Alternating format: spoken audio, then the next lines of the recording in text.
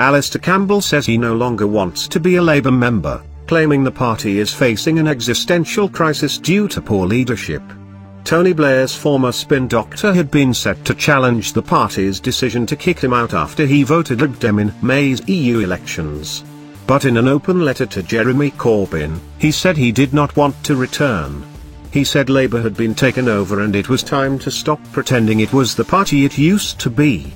Mr. Campbell told BBC Radio 4's Today programme Mr. Corbyn has not led on Brexit or the anti-Semitism issue, and the leadership kid themselves that there's a policy agenda that the country out there is even aware of. What you have to do in opposition to win against a ruthless Tory party, you have to do far more that is being done now. And we have to be honest about that. He said he feared Prime Minister Boris Johnson was trying to clear the decks towards a general election because he believed the Labour leader's weakness made a Conservative victory more likely. He thinks, probably rightly, that the country has decided it will not put Jeremy Corbyn into office, Mr. Campbell continued. I think there is a danger that we're going to be destroyed as a serious credible political force unless we face up to the reality of what's going on.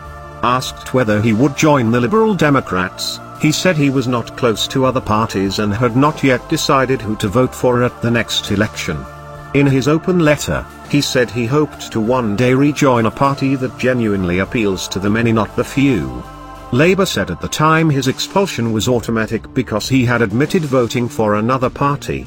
Mr. Campbell was a political journalist before coming to prominence in Whitehall as a key member of the Labour PM's staff in 1994.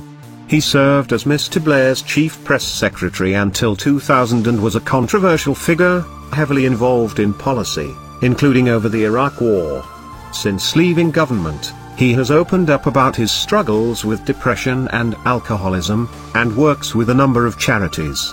He also campaigns for the People's Vote and is editor-at-large of the New European magazine.